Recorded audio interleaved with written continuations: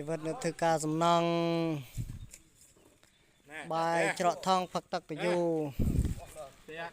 เนี่ยละเงยลังสัญญาบงรุ่ยสระเนี่ยធ្វើអីនេះ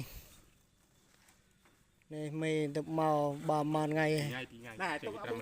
មកជួមកអាបង3នេះទុកមេទុកខ្ញុំទុកទៅការងារ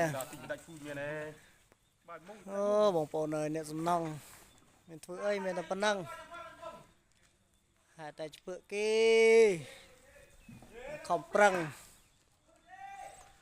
ការងារណាចង់បែកពីពូនកូនលោកអើយតើបាននៅរស់នៅជុំពូនកូនសប្បាយចិត្តចង់ងើបមានហេតុផងបានហេតុតែជពើគេធនាគារ